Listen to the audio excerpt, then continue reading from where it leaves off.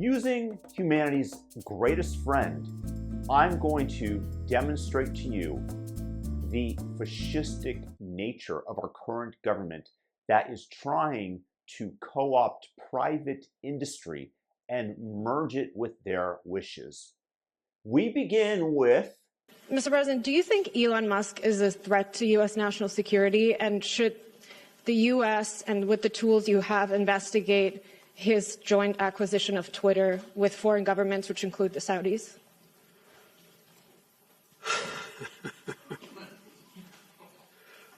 I think that Elon Musk's cooperation and/or technical relationships with other countries is worthy of being looked at.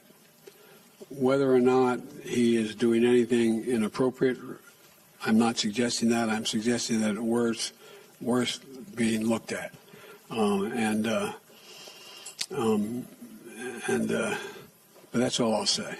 So that was Joey Biden, questioned by the legacy media, MSNBC, of course, which is threatened by the fact that Elon Musk has brought free speech back to Twitter, the world's leading real-time disseminator of news.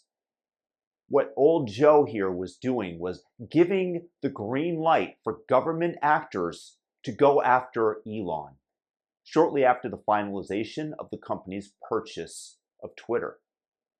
And what has happened to our boy since? Elon is an African American. Just out of curiosity, is it racist for me to call him my boy? Well, regardless, the DOJ started off with an investigation of Tesla's autopilot and full self-driving features.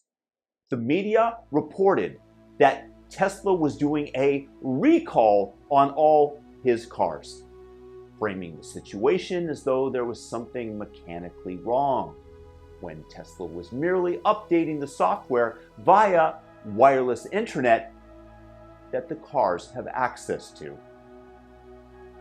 Then the FCC magically decided to void a contract with Starlink to provide rural internet access for Americans.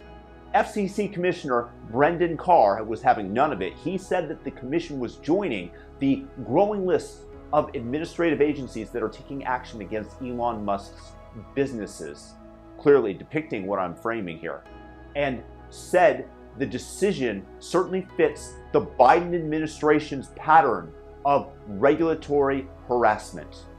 Yeah, got that right. Musk said in a post on X regarding the FCC decision that it doesn't make any sense. Starlink is the only company actually solving rural broadband at scale. They should arguably dissolve the program and return funds to taxpayers, but definitely not send it to those who aren't getting the job done. You know, cronyism, whoever's donating to you. Well, of course, it matches the pattern.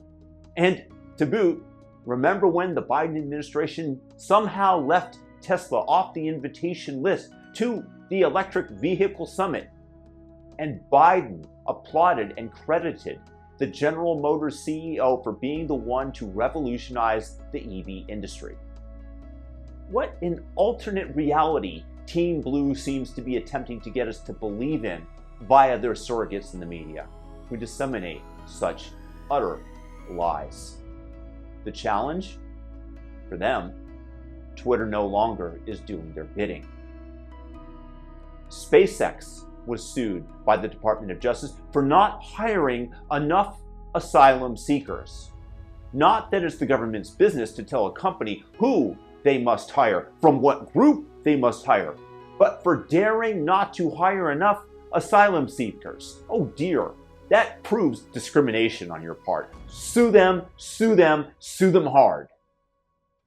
Except that the International Traffic in Arms Regulation, the ITAR, restricts them from hiring anyone besides U.S. citizens and green card holders due to national security concerns. and the fact that SpaceX has technology that China would and likely has killed for fentanyl anybody, that makes the lawsuit rather dubious, wouldn't you say? Not hiring asylum seekers, really. If you cross the line, I'm going to kill you. If you stay on your side of the line, I'll shoot you. It's damned if you do, damned if you don't. But that's the Biden administration and Team Blue, protected by the hive mind and the media from their utter hypocrisy and double standards that are evident to any thinking and seeing person. But now the coup de grace, a Delaware case brought allegedly by a guy who just owns 9 shares of Tesla. And I say allegedly because he was recruited as the face for the public brochure that they can hand out to people. He claimed that Elon getting billions in compensation is unfair to shareholders, which, by the way, was a majority approved, 73% of Tesla shareholders approved of this compensation package. And allow me to explain that which they approved. It included metrics that most investors thought were absolutely impossible to meet. And only if every single shareholder of Tesla got rich would Elon begin to earn. To boot, he was taking no salary during his great efforts. The company would have to meet metrics of revenue and profit, meaning that Elon couldn't run the playbook of the average American CEO to saddle the company with debt, using that to buy back shares, raising earnings per share. But before Elon could collect after making good on those metrics, somehow by a miracle, a group of Democrat lawyers sued in a Delaware court where an activist judge ruled that the compensation package agreed upon between a private corporation, its shareholders, and its CEO was excessive. And then took the unprecedented step, especially in Delaware, where almost all public companies have their incorporation headquarters because of the stability and the hands-off attitude of the state, of stating the compensation was unfair to shareholders. That's not fair! Well, that large revenue stream for old Joe's state is going to dry up as numerous founders and venture capitalists announced that they would no longer be incorporating there. Bye-bye easy money for Delaware taxpayers. Maybe you can beg the feds to print more money to give you. But here's the kicker. Tesla shareholder justice means the man who saved your investment and made the company a household name when it was on the brink of bankruptcy is not only robbed of what he rightfully earned, also having the effect of dissuading future entrepreneurs from even trying. Why bother? Which is a good way to achieve the desired equity that Team Blue so desperately wants to aerosolize. But the lawyers who filed the suit are now demanding $6 billion in Tesla stock. An unprecedented legal fee, $6 billion, for interfering with a private negotiation. Who would want to produce amazing things and dare ask for compensation beyond maybe minimum wage in such an atmosphere, in which case you have to migrate to California where minimum wage is $20 an hour. I make you rich beyond your wildest dreams with Tesla shares going up 10x since the deal was made, and then you sue me because you think it's unfair that I benefit from my back-breaking work, sleeping on the factory floor, and then try to fine my company another $6 billion for successfully waging lawfare against me. So let's recap so that we're all clear. Before acquiring Twitter, Elon was a darling of the left. They loved his innovation and the fact that he created Tesla and made the electric car green energy, right?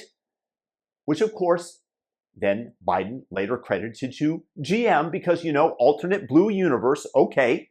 But then after his purchase of Twitter, Biden, like a mob boss putting out a hit, gave the nod to go after Elon.